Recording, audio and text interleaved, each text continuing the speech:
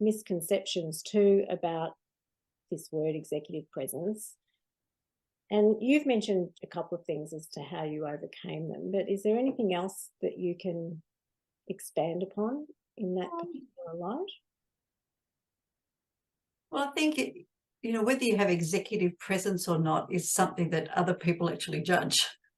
Yes, very much so. Yes. So they judge that. So I think the matter becomes, how can you give other people confidence that you have that presence that's sufficient to achieve goals?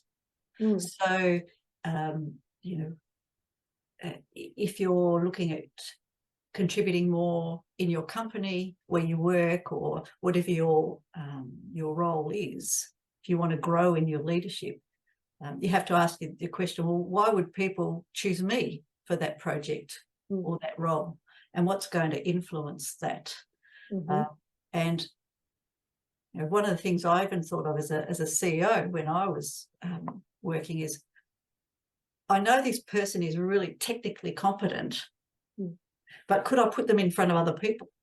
And that was a question, and I had other peers say, oh, so I've got this really great person, but I can't put them in front of other people because they're, they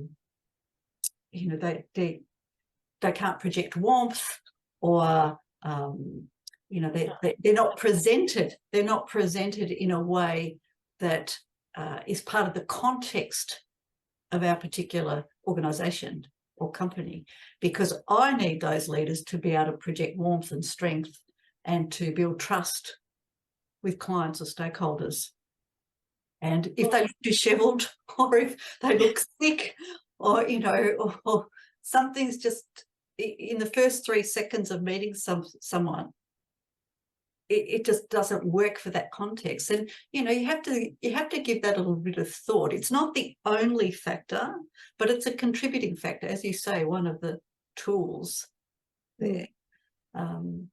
So I like what you said about it's, once you've got that bit sorted, you can focus on why you're really there.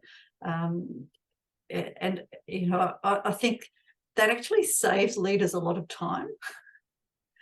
Because part of your role as a leader is you're making decisions. You're making decisions all the time.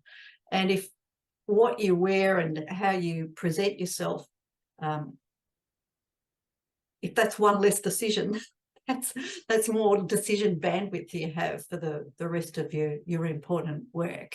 And it's also, I really love the fact that it can be joyful and playful, and an expression of who you are, married well into the context in which you're called to serve or work. That context is really important as well, because different organisations have different expectations of that.